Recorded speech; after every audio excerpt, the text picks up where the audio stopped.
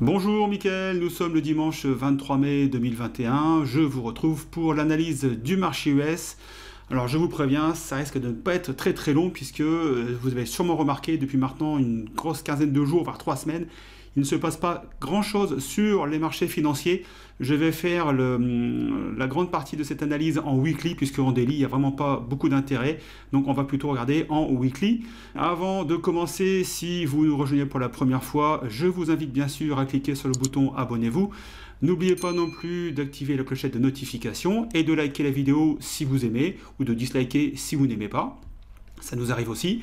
Et si vous souhaitez également télécharger 3 e-books gratuits, je vous invite à cliquer sous le lien sous cette vidéo. C'est parti. Alors, concernant le S&P 500, donc là je suis passé quand même en daily sur l'indice, donc SNPX pour le S&P 500. Vous voyez que maintenant, depuis le 9 avril, donc depuis maintenant plus de 15 jours, nous sommes bloqués dans cette zone de congestion comprise entre les 4100, 4125 jusqu'à peu près 4213, 215, donc à peu près 90 points et on navigue. Alors deux fois, nous avons eu ici une incursion sur la moyenne mobile à 50 jours et à chaque fois, on a réintégré ici la zone de congestion. On a encore eu ça mercredi avec une petite alerte sur les marchés et dès jeudi, on a réintégré la zone de congestion et vous voyez que là, vendredi, on a fini au milieu de cette zone de congestion. Il ne se passe pas vraiment grand-chose en ce moment. On va aller voir sur le QQQ. Alors le QQQ, là, on est dans la même configuration, sauf que là, on est dans une zone de congestion maintenant depuis, je vais reprendre ici, depuis début décembre, donc ça fait pratiquement 6 mois maintenant que nous sommes coincés entre les 300 et les 340. Alors vous me direz, ça fait à peu près 12%, si on calcule ça, voilà, 13%, voilà, 13% de volatilité, mais vous voyez que ici, on vient taper la zone des 340, on repart sur la zone des 300, on remonte sur la zone des 340 qui ici résiste bien. On a quand même ici une très belle résistance autour des 340 sur le QQQ. Et là, nous sommes au milieu puisque nous sommes à 327. Le sommet est à 341, 342. Et la base donc, de cette zone de congestion est autour des 300. Et pour l'instant, il ne se passe pas grand-chose. Au niveau du RSI, du MACD, vous voyez, c'est pareil. Voilà, on n'a pas beaucoup d'indications. Donc, assez compliqué de prendre des positions sur un marché qui, pour l'instant, se cherche. Est-ce qu'on va corriger un peu plus profondément? Est-ce qu'on va continuer la hausse? On risque d'avoir un peu le même phénomène qu'on avait eu sur 2017-2018, où on avait eu une hausse qu'on appelle larvée, c'est-à-dire que le marché monte tout doucement, voilà, c'est pas extraordinaire, on n'a pas une grosse volatilité à la hausse, c'est d'ailleurs rarement le cas, on a souvent des grosses volatilités à la hausse. On a plus souvent de la volatilité à la baisse. Je vous rappelle l'épisode notamment donc de mars 2020 où on avait eu moins 35% en l'espace de 3 semaines. Donc vous remarquerez toujours qu'on a toujours beaucoup de volatilité à la baisse. Par contre à la hausse, on peut comme ça avoir des périodes pendant plusieurs mois, plusieurs semestres, voire plusieurs années où le marché monte tranquillement avec des zones comme ça pendant 1 mois, 2 mois, 3 mois où il ne se passe rien. Et puis tranquillement, on va passer à un niveau supérieur, on va augmenter de 3, 4, 5%, et puis après on va stagner dans un range pendant encore 2 mois, et on risque de monter comme ça pendant pas mal de temps. Donc est-ce que c'est ce que nous réserve le marché dans les mois prochains? Pour l'instant, je ne peux pas trop vous le dire. Mais voilà, pour l'instant, tant qu'on n'a pas dépassé, si je reviens sur le QQQ, la zone des 340, clairement, nous ne sommes pas haussiers sur cet indice. Je reviens sur le Dow Jones. Le Dow Jones, vous voyez ici, voilà, donc on monte, et puis là, on est ici depuis début avril, donc depuis presque 2 mois maintenant, on va dire, oui, entre 6 et 7 semaines. On est coincé entre les 33 500 et ici les 35 000, donc on a 500 points où le Dow Jones se balade, voilà, ça monte, ça descend, et alors ici, le point de repère, c'est toujours la 50 jours, vous voyez que ici, depuis maintenant, mars justement 2020, la 50 jours sert ici de fil conducteur puisque à chaque fois qu'on vient reprendre appui sur cette 50 jours, on repart gentiment à la hausse. Là, on est venu la taper mercredi. Est-ce que ça veut dire que maintenant, on est reparti pour une hausse pour aller chercher les 35 500, etc. Écoutez, pourquoi pas. Mais vous voyez que pour l'instant, la 50 jours tient bien son rôle. Alors, au niveau du VIX, pour les traders d'options, alors pas grand chose sur les marchés à faire en ce moment. D'ailleurs, j'ai reçu quelques messages On m'a demandé pourquoi je n'avais pas émis de capsule pour les 5 valeurs à suivre pour le mois de mai. Simplement puisque je ne trouve pas de valeur intéressante à vous proposer. Vous voyez que le marché est assez calme, c'est vraiment très lent en termes de progression. Donc je n'ai pas remarqué de valeur à mettre dans une capsule à suivre. Et le but n'est pas non plus de sortir 5 valeurs pour sortir 5 valeurs. Je préfère vous sortir des valeurs quand je trouve que c'est opportun. Là, il n'y a pas grand chose à se mettre sous la dent, donc je ne vous ai pas sorti donc les capsules pour les 5 valeurs que je suis normalement sur un mois. Exactement pareil pour le retournement de tendance, puisque là, sur le retournement de tendance, malheureusement, depuis 2 mois, il ne se passe pas grand-chose. On a fait quelques rentrées avec des tout petits gains, on a fait quelques rentrées avec des toutes petites pertes, donc pour l'instant, on est quasiment à l'équilibre. On a juste 3 entrées qui ont été mises en place cette semaine. Pareil, on est à l'équilibre entre ce que gagne l'un et ce que perd l'autre. On est quasiment à l'équilibre. Donc voilà, pas grand-chose de très intéressant à faire. C'est pour ça que je ne fais pas de mise à jour sur le retournement de tendance, ni de capsule sur les 5 valeurs que je suis. Voilà, vous savez tout. Alors au niveau des options, quand on a des petits excès comme ça de volatilité, on peut quand même prendre des positions. Alors ça ne donne pas beaucoup de travail, puisque là vous voyez que j'ai pu passer des ordres que pendant 2 ou 3 jours. Et là depuis maintenant quasiment un mois, je n'avais quasiment pas passé d'ordre au niveau des ventes de put. Et là j'ai pu passer ici quelques ventes de put le 12 et le 13 mai. J'en ai repassé un petit peu aussi dans la zone des 22-23, mais voilà, j'ai vraiment attendu de dépasser les 25 pour prendre quelques positions que bien sûr je vous partage sur le Discord. Je vous mettrai le lien également sous la vidéo. Au niveau de IWM, pour finir avec les indices, vous voyez que là, c'est exactement la même chose. Depuis le 3 février, nous sommes bloqués entre les 208, 209 et les 230. Et voilà, un coup, on va chercher les 230, on revient sur les 208, on retourne chercher les 230, on revient sur les 208, etc. Donc là, pour celle-ci, c'est pareil sur le Russell 2000. Tant qu'on ne dépasse pas les 230 à la hausse ou les 208 à la baisse, pour l'instant, pas de direction claire sur le Russell 2000. Un rapide tour sur GLD, puisque vous voyez que sur GLD, on a enfin ici cassé ce canal baissier. Je vais passer en weekly pour vous montrer que déjà, il y a une quinzaine de jours, nous avions cassé ici ce canal baissier long terme, puisque depuis août 2020, donc enfin moyen terme plutôt sur une année. Et ici, nous avons percé la semaine dernière, nous avons percé ici il y a une quinzaine de jours. La semaine dernière, nous avons confirmé ici le percement de ce canal baissier. On est au-dessus de la 50 semaines, donc pour moi, ici, on va aller chercher la zone de résistance autour des 184, 50, 185 sur le gold, donc plutôt haussier à très court terme sur le gold. SLV. Alors SLV, on est toujours ici dans ce triangle. On a un genre de tasse avec anse, alors pas vraiment puisque l'anse là est quand même pas mal prononcée, donc il aurait fallu que ça s'arrête à peu près ici. Donc on est dans une figure qui pourrait s'apparenter à une tasse avec anse, mais qui n'en est pas vraiment une puisqu'elle ne respecte pas tous les critères. Néanmoins, je pense qu'on va aller assez rapidement chercher les 28 $ sur SLV.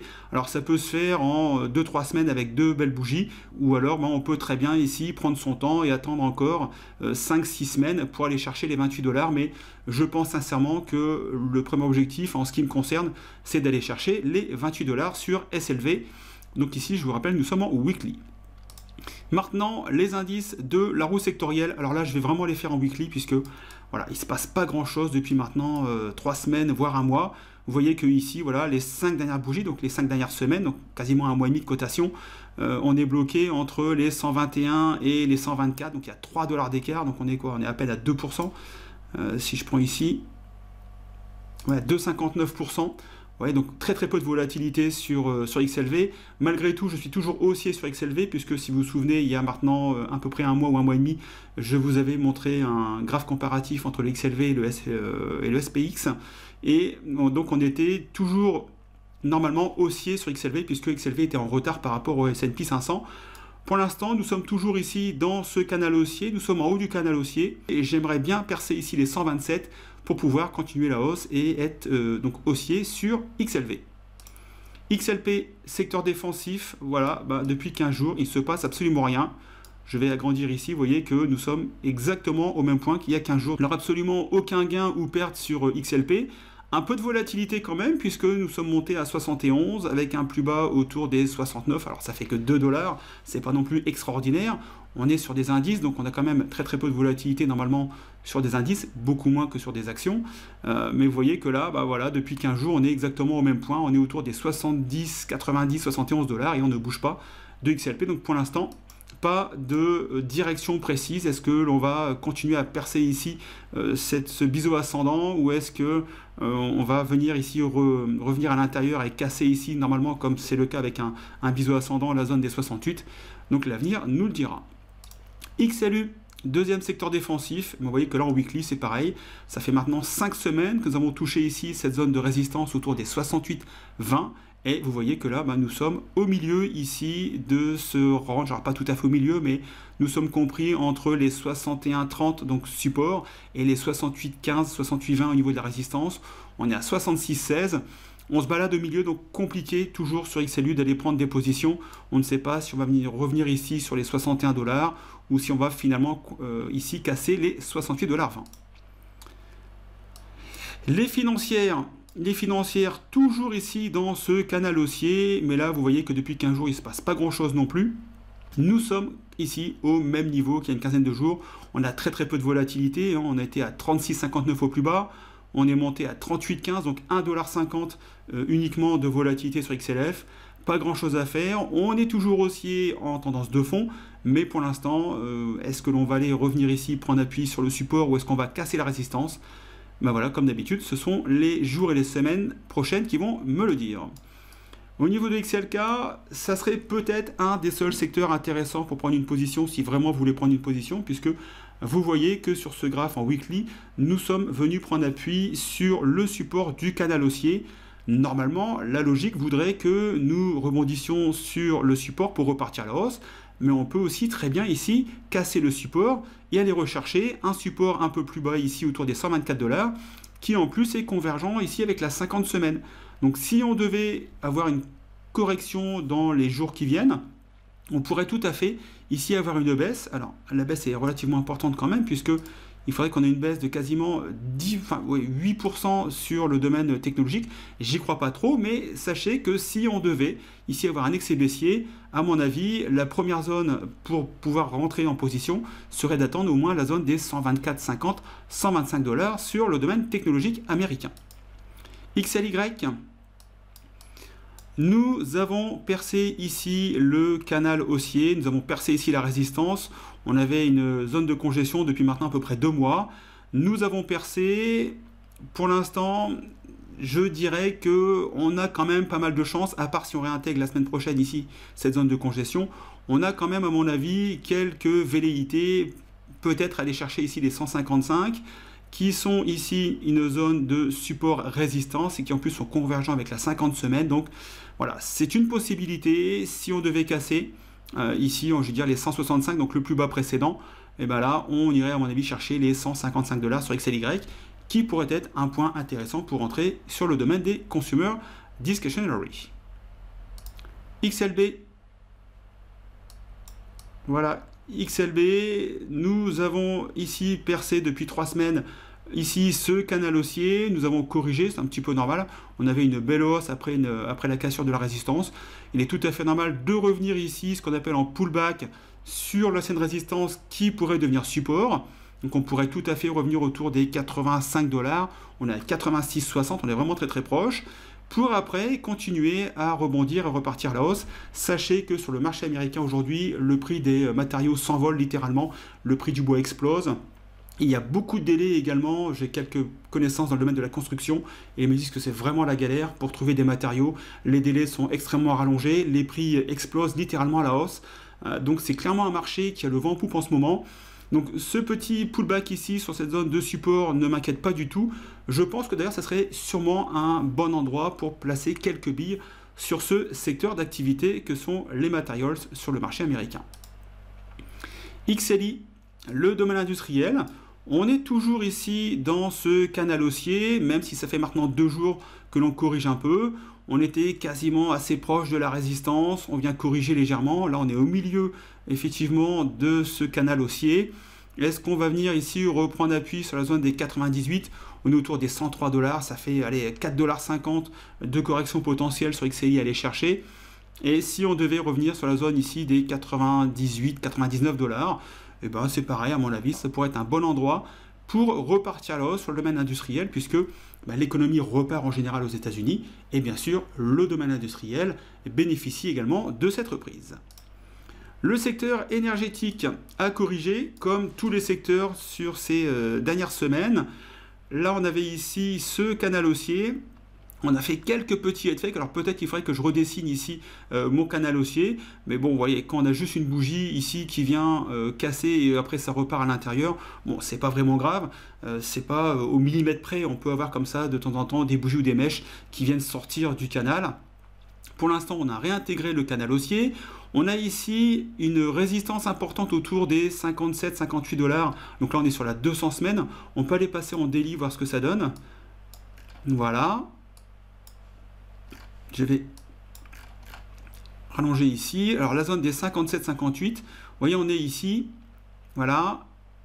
On est à peu près ici. On a effectivement une zone autour des 57-58 qui pourrait, je vais vous la dessiner. Voilà. On a ici une petite zone qui a servi à plusieurs reprises de support, voilà, qui pourrait, pourquoi pas, servir de résistance à l'approche des 60 $, en sachant que les 60 $ vont être un point relativement important à passer. On est pour l'instant à 52, donc il y a encore ici, on va aller chercher ici, voilà, il y a encore à peu près une dizaine de pourcents d'augmentation à aller chercher pour atteindre la prochaine résistance relativement importante. Donc je pense que, voilà, de toute façon vous le savez si vous me suivez depuis plusieurs mois, que je suis pas mal investi sur le domaine énergétique.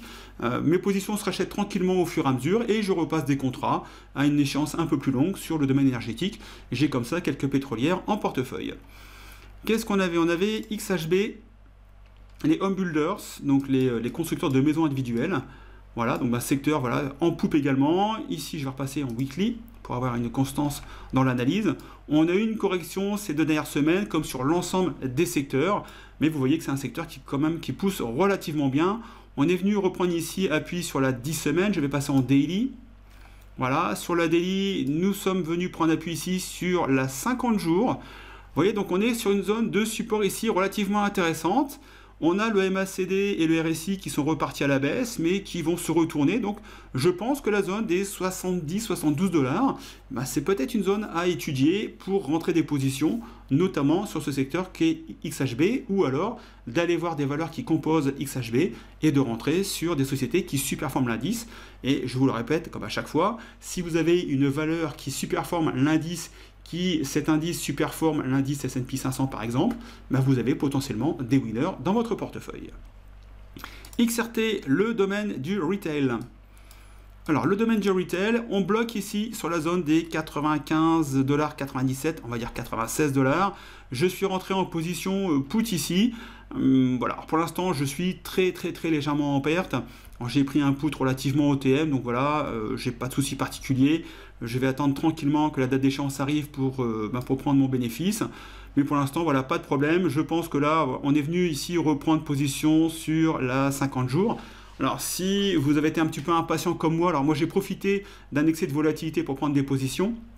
C'est vrai que là, quand on a pris de la volatilité, XRT avait baissé un petit peu, donc j'étais pas super optimum au niveau du point d'entrée. Donc je suis rentré à peu près ici. Là maintenant, la volatilité repart à la baisse, il suffit que XRT reparte légèrement à la hausse, et là mon contrat va complètement décaler en termes de primes, et je serai gagnant assez rapidement, donc je n'ai pas d'inquiétude sur XRT, et si vous n'avez pas pris de position, alors le VIX est à 20,01, non 20,10 pardon, donc c'est un peu limite pour prendre des positions vente de put, mais voilà, donc pour l'instant je n'ai pas de regret d'avoir pris cette position, même si je l'ai pris on va dire un petit peu tôt, j'aurais peut-être dû attendre quelques jours de plus. SMH, les semi-conducteurs, je vais repasser en weekly pour vous montrer que pour l'instant, voilà, on avait pas mal baissé depuis les plus hauts, donc de début avril. On est venu rebaisser ici jusqu'au 221, on est à 242 $ aujourd'hui. On a cassé ici ce biseau ascendant. Alors c'est pas tout à fait un biseau puisque là on est sur une horizontale, on va plutôt être sur un triangle. Normalement si on confirme la figure chartiste, on devrait réintégrer ici et casser la zone des 260 qui serait un signal de hausse sur les semi-conducteurs. Je vous rappelle qu'il y a toujours une pénurie relativement importante au niveau des semi-conducteurs. Je suis d'ailleurs assez surpris que SMH ne performe pas plus que ça actuellement sur le marché. Alors, bien sûr, le petit tour habituel sur Apple et sur les valeurs que l'on me demande régulièrement. Alors, Apple. Alors, on avait ici une figure tasse avec anse qui aujourd'hui n'a plus lieu, donc je vais l'effacer puisque on n'a pas ici cassé la ligne de coup autour des 137. On s'est servi des 137 comme ligne de résistance et on a été rejeté. Donc, je vais enlever ici ça pour que ça fasse de la place. En plus, ça n'a plus lieu d'être. Voilà, on ira faire un tour. Là, on est en weekly, donc on ne pourra même pas faire un tour sur une time frame plus importante. Quoi qu'on peut les voir en monthly, mais bon, ça ne donnera pas grand-chose. Non, ça donne absolument rien, donc on reste en weekly. Là, on est toujours coincé dans la zone des 113, 138 $. On est à 125, on est pile poil au milieu de cette zone de congestion. Donc pour l'instant, pas grand-chose à faire sur Apple. Voilà, il faut au minimum attendre les 138 pour rentrer à la hausse et les 112 pour rentrer à la baisse avec un objectif qui pourrait être les 103 $. Et puis après, on verrait si jamais ça devait baisser. Mais voilà, pour l'instant, zone de congestion, pas grand-chose à faire. Les marchés sont assez ennuyeux en ce moment. J'ai vraiment l'impression de me retrouver en 2017-2018 où on avait comme ça des périodes pendant 2 mois où il ne se passait rien, on avait un petit excès de volatilité, et après pendant 3, 4, 6 semaines on n'avait rien à faire. C'est assez pénible, mais bon, ça fait partie aussi du trading, de parfois d'attendre d'avoir des bonnes opportunités. On ne tire pas n'importe où, n'importe comment, on attend une bonne opportunité, et s'il faut attendre 1 mois, 2 mois, 3 mois, et on attend 1 mois, 2 mois, 3 mois, c'est pas un problème. Alors Apple, pas grand chose. Tesla. Alors Tesla, je vous avais mis il y a 15 jours ou il y a 1 mois, je ne sais plus sur laquelle des deux analyses, qu'on pouvait revenir assez rapidement sur la zone ici. Alors c'était en daily.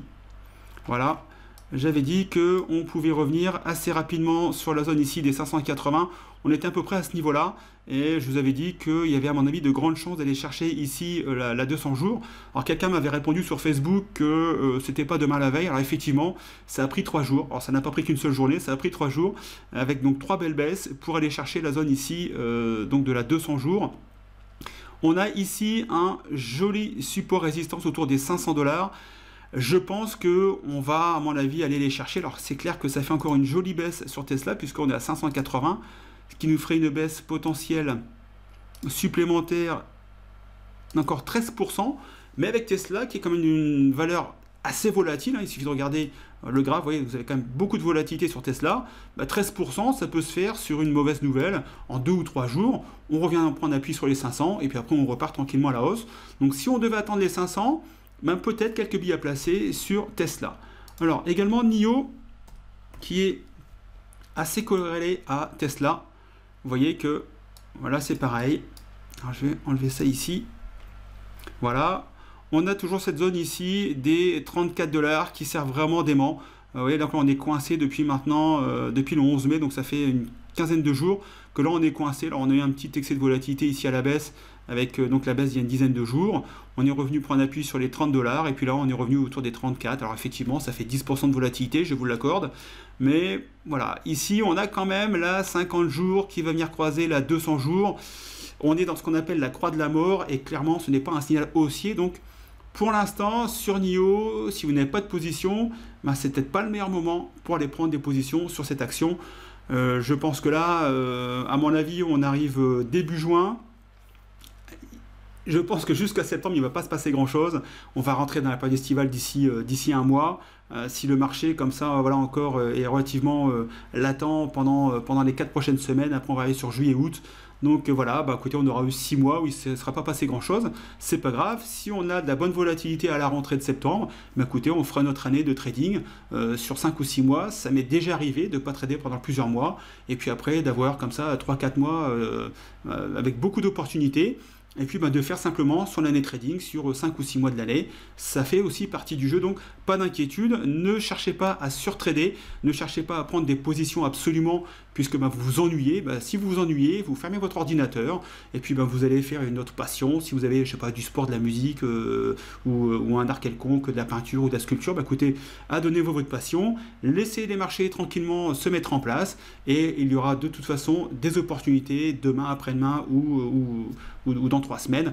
Donc c'est pas un problème, il faut juste être patient. Alors c'est compliqué, c'est frustrant, je suis le premier frustré, mais ça fait aussi partie du jeu.